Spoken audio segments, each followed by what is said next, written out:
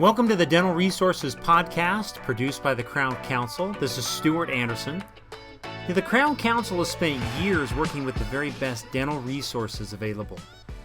This is the place where the best in dentistry come together to learn and grow. And so through this podcast, we hope to share the very best ideas, practices, and solutions that dental businesses and resources are using. This will be a source for finding solutions for your practice. Any business that touches the dental world, we are connecting with and sharing it here. Please enjoy the Dental Resources Podcast. All right, today on the podcast, Spencer interviews my social practice partner, Adrian Lefler. My social practice is a huge part of Crown Council as both a partner in what we do and a partner in all the Crown Council members that they work with. So for years, my social practice has provided marketing materials for the Smiles for Life campaign. So all the t-shirts and the posters and the pass-along cards and the website design. I mean, that is my social practice's vision, which they give to the Smiles for Life Foundation every year. But beyond that, they work with hundreds of Crown Council members on their social media marketing plans, and they've been with us for over 10 years.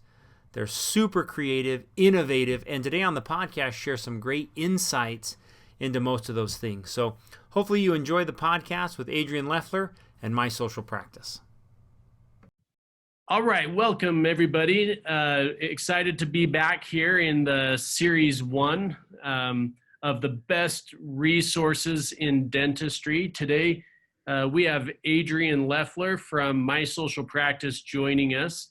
Thanks for joining us, Adrian. You're welcome. Thanks for the invite. Excited to have him here. As I mentioned, Adrian is with My Social Practice, a resource partner of the Crown Council.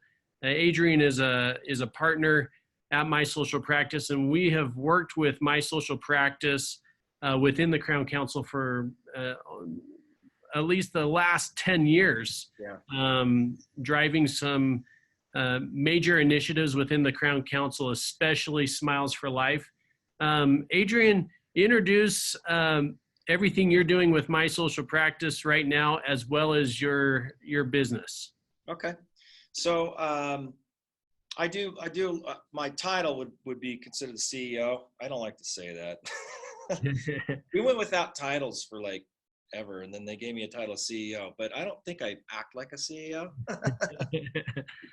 So, but I do mostly biz dev, business development. So I work with companies like you guys and other organizations that we have partnerships with. And so that's kind of my role at My Social Practice, is kind of biz dev, sales a little bit, or manage the sales team. And then what was the second part of your question? Yeah. Adrian, share with us more about My Social Practice and the business in general. So My Social Practice we're a social media marketing company. We're a marketing company, but we focus primarily on social media and how to use social media to grow a dental practice. So this is basically what we've been doing for 10 years now, almost 11, and we kind of found a niche, and it's been a great experience. We really only work in the dental industry. We've kind of found that we understand dentistry, we understand dental practices, dentists really, really well, and a lot of our content is, when you get into social media, the content has to be super specific in order for the content to work well. And so the longer we were in dental, the more and more we got entrenched in dentistry, as our creative team and all of our ideas and whatnot became more and more aligned with dentistry and so forth. So we've really just kind of found a home in dentistry, and we really have enjoyed it. We love working with dental practices and companies like the Crown Council. Fantastic. It's one of the main questions that I wanted to talk to you about is the short story on how you became involved in dentistry. I mean, you guys are becoming really experts in social media in the dental industry. share more about that. What would you recommend for someone in dentistry right now as it relates to your business and just social media in general?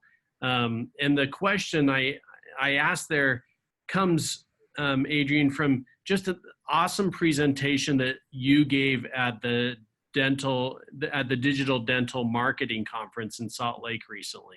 Thank you. I appreciate that, because I didn't feel like it. I'm so nervous when I get on stage, right? I'm not like Jack, my partner that does it. It's like it's home. Right. So social media has become almost, like, not even almost, it's a requirement in terms of a digital, as a marketing campaign or aspect, or it has to be part of any business's marketing. And the reason for that is, and this is kind of going back to, you mentioned the presentation I did, but there's the buying cycle, the consumer's buying, or the patient's buying cycle or buying process is a process that's basically 3 steps. It's the first step is kind of a realization that they have a problem. Then there's a consideration phase where they start considering, like, how am I going to solve my problem? And then they make a decision. And that's pretty common to understand that. And what happens now, when we have all of these social media tools and reputation management issue, there's all this stuff that human beings need to, they want social proof as a process, as part of the process in the consideration phase. So if you think about your own buying process, so when you go out to dinner, or when you're deciding on buying a pair of shoes or whatever it might be, no one sees an ad and then buys it. They see an ad, or they hear about something from somebody, and then they do a bunch of research, and everybody's searching social media tools to find out what the product might do for them, or to get validation on that process of decision making. So in dentistry, it doesn't matter what type of marketing you do. You could run tons of advertising on television, you could have billboards, you could have print mail campaigns, you could have a really awesome referral program. But what happens is, as much noise as you make in your community to drive attention to your practice, every single person probably is going to do research on the company, on your social media accounts or your Google My Business account. They're going to check your reputation, and they'll make their decision from there. So what happens is, you might have this ginormous budget that is getting just demolished because you can't convert to a new patient because your social proof sucks, right? You've got no followers on Facebook. You're not publishing good content. You got horrible reviews on Facebook. You got horrible reviews or no reviews on your Google My Business account. Whatever it might be, that process is almost a requirement, or it's a need of that every human being wants. They want social proof in order to help them make the decision. So the reason to answer your question is, like, it's like critical. Like, if any dental practice is going to do any kind of marketing, and that means even internal marketing, like a referral program where you would think, oh, I don't need any social proof because Susie, my patient's telling her friend to come, but her friend is going to check you out online before they make the call. Like, the stats are astronomical. It's like 89% of everybody's going to check your reviews on Facebook and Google or wherever it might be before they make a phone call. So if you are doing nothing in social, then you're losing business that you don't know about. Right. Yep. That's why it's important. It's almost imperative that you're involved. Right. Right. So Adrian, as you have mentioned, it is absolutely critical for the dental practices to be involved and have a game plan for social media.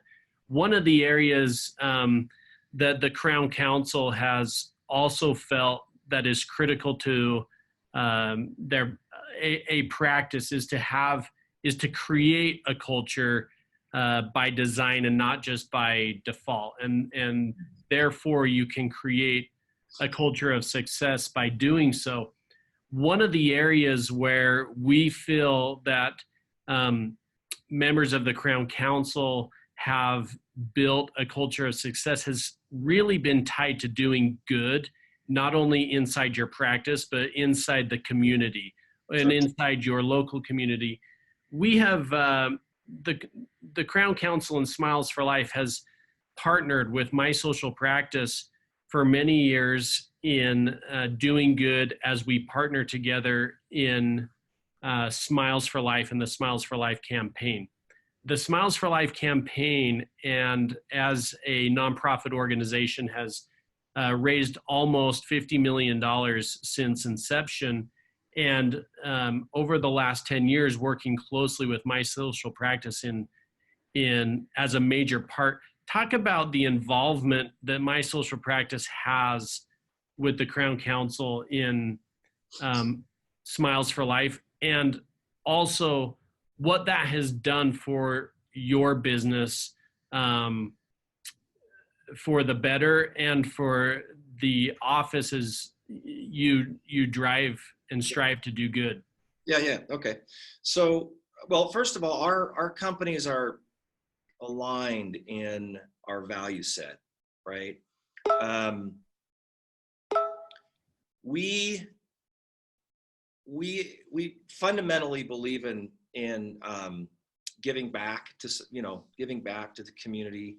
So how we participate in Smiles for Life is we've always done all the kind of the marketing end of it. So developing marketing materials, designs, creating videos, creating all the marketing materials to kind of push the message out to the dental community that Smiles for Life is, available, but also the marketing materials for the doctors. So when they participate, how do they talk about being involved in Smiles for Life within their own community?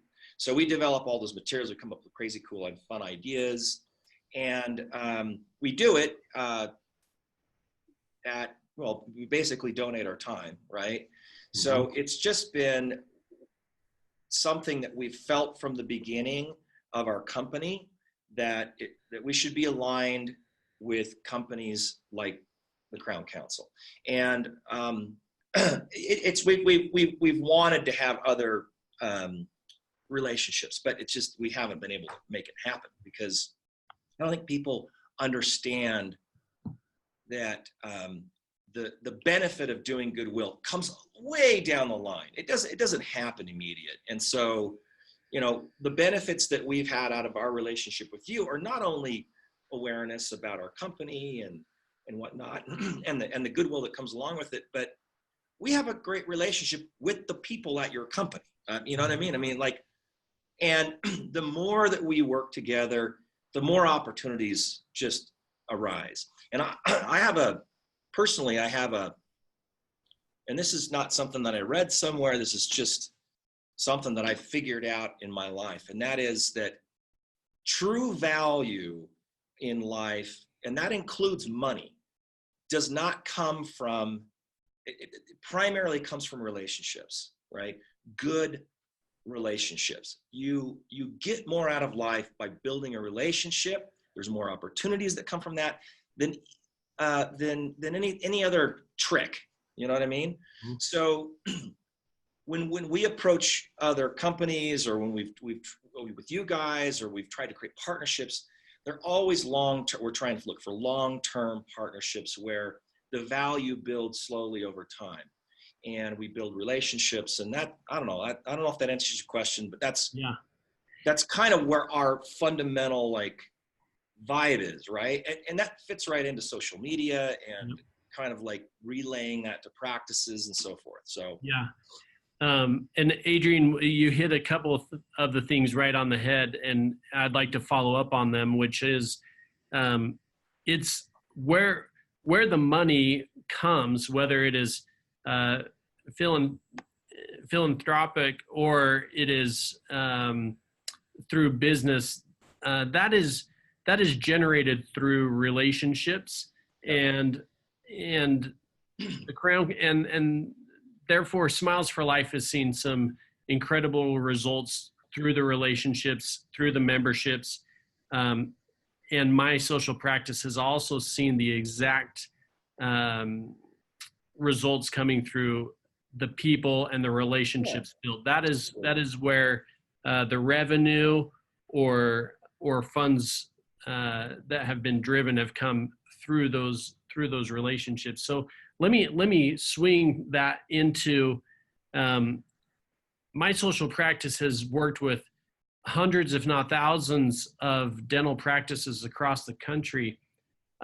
What insights would you have for those practices to create a culture of success? And how, what would be the nugget that you would provide for them to do today to begin a culture of success in their practice? Well, I could tell you how we try and do that through our own product that we give to practice. This is probably the best way for me to answer that question. So when we develop social media content, creative ideas, sometimes it's just a funny GIF or it's something interesting, that you can it's a one-off kind of thing. But the content that works the best is the type of content that requires teamwork within the practice. Okay, so we send out in really simple example is in October we do the breast cancer awareness campaign, and we have all these materials, and there's signs and posters and tutus and pink boas, and we send this out to the practice and we say, look, get your staff involved around this idea that you're going to raise money or you're going to do good or some kind of a campaign idea that relates to breast cancer awareness. And we develop the idea, and we have a few different ways they can kind of kick it off, right? But it doesn't work for the practice unless you have the team involved. You can't do it. One person can't kick this thing off. It has to be everybody's involved. They're all kind of moving in the same direction. And if you can do that, then you can get your community involved, right? So when your patients come in, everybody's unified around an idea or a concept that that makes sense, and it can be streamlined, and then you can get not only goodwill from that as a practice by patients seeing that you're involved in something that's philanthropic, but I mean, you build the awareness. I mean, you get marketing value out of it. So you can get new patients. You can build goodwill that you can create content. You can create content, images and videos and things from your patients that really do well on social media. Mm-hmm. So what it has to be is there has to be an idea that has some type of a goodwill aspect to it, and then you have to be able to deliver that to your team in an effective way, which is not easy. It's not easy to do that. We understand how complicated it is to get your team all moving in the same direction, okay? And so when we develop things, we're trying to make it simple, step 1, step 2, step 3 kind of thing, so it all makes sense, right? Everybody can get the idea, and they can all be moving in the right direction around a good cause, then it can work. And then you can create the marketing content and the value and the goodwill and whatnot. But so to answer your question, it requires a vision, okay? It requires an idea and a vision.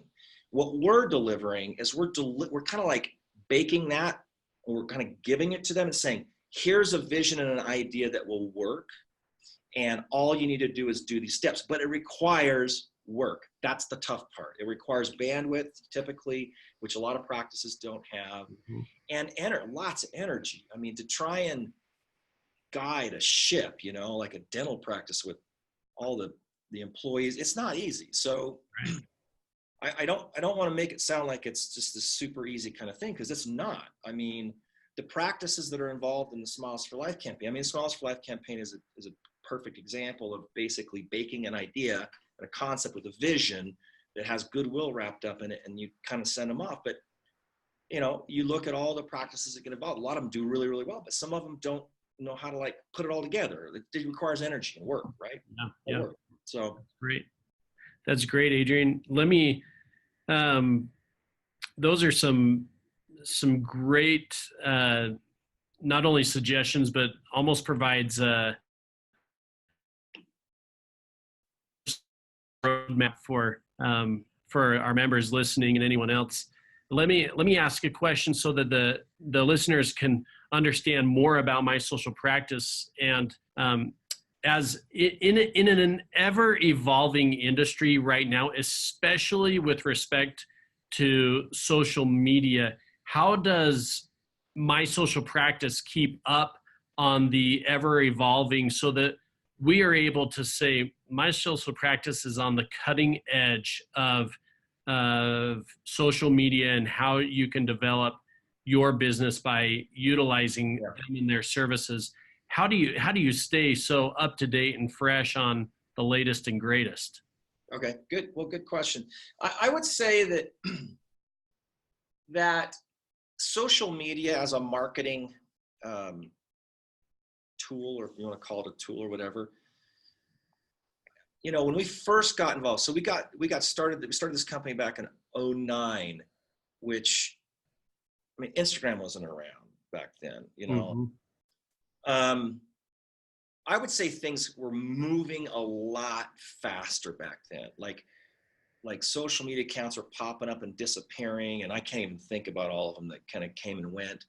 I mean, we spent the first few years of the company, when LinkedIn launched, we were wondering how do we use LinkedIn to build a dental practice, right? And it's just, so at this point, I feel like things are starting to slow down, and social media is really kind of like solidifying as an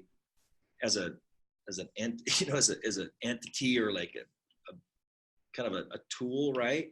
And things aren't changing as fast as they used to be, okay? It's really obvious. Like, we weren't sure social media was gonna hang around. Like, we didn't know if it was gonna become a thing, if it was a fad. But it's obvious this is a new tool that you distribute information in a particular way, right? And it's not going away. There's no way it's going away. It's kind of like the thing, right? So, but it's established itself. So I'll give you an example. And I'll come back and kind of answer your question in a little bit different way. But like, we used to think when we would work with a practice, we would set up Pinterest, Twitter, Facebook, Instagram, LinkedIn, a blog, all this stuff, right? And the idea was to get this practice generating new patients, right? Create awareness and get new patients. Twitter is not a tool for a dental practice to find new patients. It just isn't. It may have been 6 years ago when it was, what is it, right? LinkedIn works for specialists, but it doesn't work for GPs, right? It works for specialists in that they can kind of reach out to other professionals in the area. It's not a tool to find new customers. So these were things we were playing with, right? And we've realized there's no reason for us to set up Twitter and Instagram for a dental practice, because it's behind Facebook and Instagram, right? And those are the two tools that literally build and generate new business for a dental practice. We were thinking, it might be Snapchat 3 years ago. Well, Instagram just ate their lunch, right? And it's just absorbed their clients. So Snapchat's not a thing. There's TikTok, right? And that's probably going to get absorbed by Instagram at some point. So it's like things happen, but they're happening slower. And there's like some big players in terms of the tools and the technology. And there's less iteration, or the iterations are slower now because it's kind of coming into its whatever it is, right? So it's not like it used to be in terms of like ongoing tech development. So with that said, I would say but it still moves a lot faster than other types of industries, right? So we literally are just looking at this stuff like constantly, right? And we have people in the company that specialize in different things. So Blake, Blake really, really well. He's like the Instagram guru. Like, he knows more about Instagram than anybody I know. So we have people like Blake who kind of like are watching, and then we're constantly, we have a really good process here where we kind of flow information in and we analyze it and we see how that new tweak here or there might affect the product that we're delivering. And so we have a way to do that, right? Where we're checking out what's going on in the industry. But I would say that there are, regardless of the tools, and I think a lot of doctors come to us and they're like, what's the new thing? Show me what the golden bullet is. And the reality of it is that forget the tools. The tools almost don't matter. What matters is that you are willing to participate, because the thing that drives social media is good content, and the content needs to be not about dentistry. It needs to be about the practice and about the patients and the people. And so our mantra, and this is kind of coming out of Jack Hadley's brain, which is, social media isn't something that you have, it's something that you do. And doing it means you have to be involved. We get lots of doctors that come to us and are like, let's just run some Facebook ads and run advertising and this and that or whatever. And this stuff doesn't work, right? It doesn't work as it's not social media. It's just an advertisement, right? It's like buying a billboard. If you want to do that, just go buy a billboard rather than run an ad in Facebook that says $500 off Invisalign, right? Yeah. What you need to do is tell your practice story. And that means that you have to have something to talk about, which kind of comes back to what we talked about earlier, which is you got to have an idea and you got to have a vision and you got to have the culture in place and you got to know which way you're going. And so we fit into that piece really well by making it a simpler, more articulated process. So does that answer the question? That's perfect, Adrian. There's a reoccurring theme here without a doubt, which is it's about the people. When we do good, it's about the people. When we do posts, it's about the people. When we recognize, when we want an office to begin posting, it's about their patients. It's sounding like there's a reoccurring theme that it is about the people. Smiles for Life is about the people that we are serving. The funds we raise, it's the members that are involved in raising it. It's the relationships that we have with people like our resource partners, like My Social Practice, that help drive it with donating their time and efforts to generate it. It is about the people, and that's really the pinnacle of what we are talking about here today. My Social Practice is one of the best resources in dentistry. And Adrian, I'm going to ask you one final question, and then we're going to wrap up, which is if there is one no cost idea that you have seen or that you would provide that would make a difference in almost any practice, one no cost idea, what would you share with those listeners today? Then this is a no cost idea that will help them do social media. Yeah, just to more so that would make a difference to strengthen their practice. Okay. What would be that no cost idea you would share? I would say get your team involved. Okay. I would say get your team involved, and there are lots of ideas, but here's a couple that are super simple. Have a spotlight once a month on a team member and ask them what they do on their weekends. Basically do an interview with a team member and highlight them. Write a blog article about it, right? Write it up, take a picture, put it on your blog, put it on the front page of your website, post it to your social media channels. It's great content. What most dental practices don't realize is that the most likely new patient they're going to get are relationships related to their own employees, right? So if you highlight and spotlight your own employees, not only are you going to have content that you can publish, but they're probably going to share it with their friends and family, or they should be, right?